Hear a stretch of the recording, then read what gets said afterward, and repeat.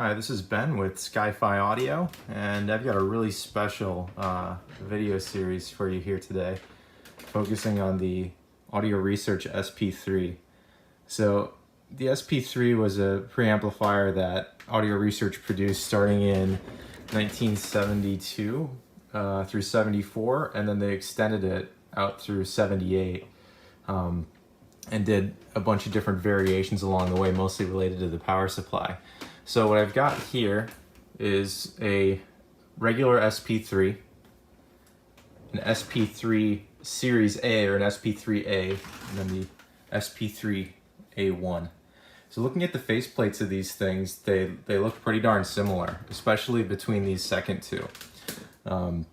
If we go to the first one, we'll see that the weight of some of the text is a little bit different. So if we look at the high definition stereo control text, and then the text up here for the input selector, if we go over and look at this one, you can see that, maybe it's bold or just a little bit more weight to the text. Other than that, these faceplates are nearly identical.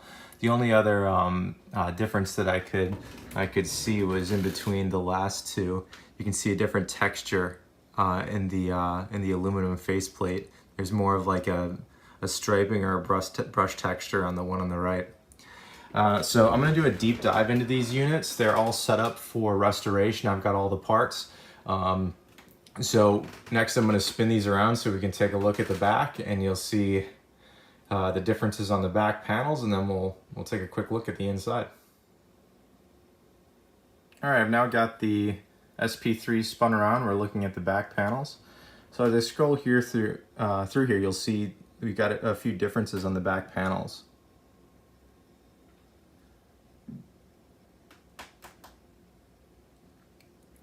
So let's start off with model number.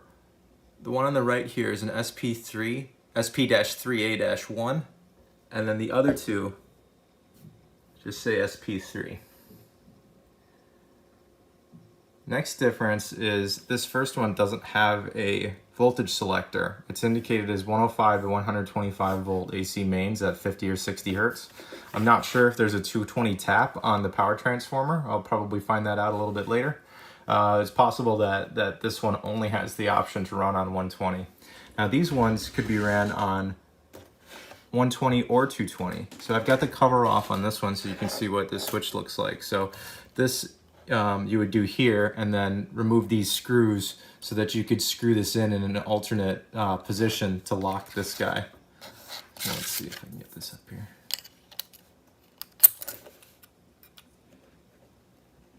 Oh, maybe not. I think you just flip it upside down. So those other two screws must just be for holding this this switch in. That's right. So in the 120 volt position, you would have this guy on here this way, which is the way that it was installed when I started. And that locks that into the 120 volt position. And if you're going to switch it for use overseas, Europe, something like that, this is 240. So this must just be a set of primaries that can be paralleled or series. And then you would just put this on the opposite direction,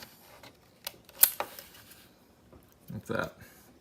So next up, let's take a look at the serial numbers. So I was doing some research online, and someone told me if you flip the first two digits, that gives you the production year. So that would make this one 76, and these two 1974. And notice that the first one is an earlier serial number than the second one. So even though these both say SP-3 on the back, they're obviously different production runs. So this would be probably early 1974, late 1974. And next up, on the next shot, we'll take a look inside and see the major differences. Another thing is power cord. Each one of these has a different power cord. These two have the same texture. It's like a ridged texture. They're all two-prong. This is not a grounded design. But this one's weird because it looks like this ground plug was snapped off. This may have just been done in production, or it could have been, somebody had replaced the power cord at one time. This one's more of a conventional two-prong cord. All right, so let's jump on the insides and see what they look like. Before we jump inside the chassis, I just want to take a quick look at the covers. So these all have a, I guess the first one and the third one have the same perforation. It's like a really tight circular perforation here. And the second one is much wider. They all kind of do the same thing. It's just perforated metal that's bent, and then they just have, you know, sections of that cut out so that you can get to the holes in the chassis. Now, if we're looking at a straight down angle, we'll see this one has like a flat lip that they drilled through. This one is just a straight up piece of perforated metal. Same thing with the first one.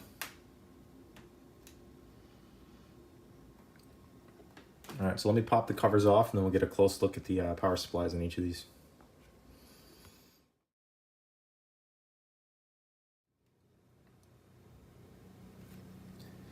So on the main tube PCB, these units are nearly identical. You're not going to see much variation besides the components themselves.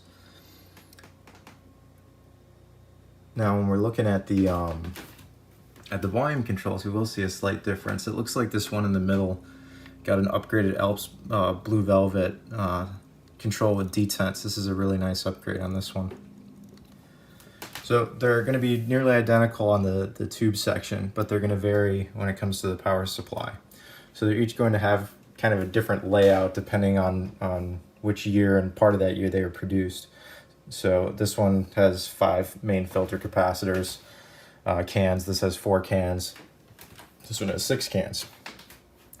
Now they all operate on about the same method. There's a pass transistor that uses a string of series Zener diodes as a reference for the high voltage supply.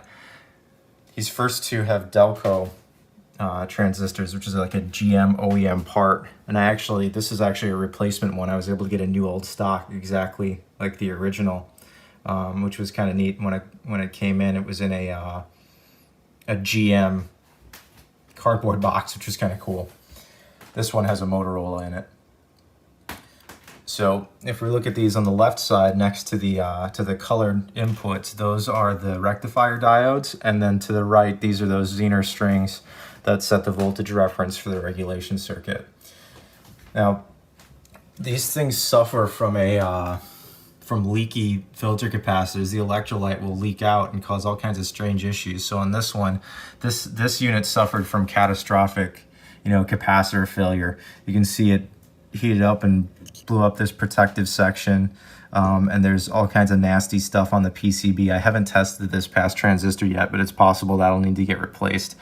If it's still good, what we'll do is refresh the thermal compound on it.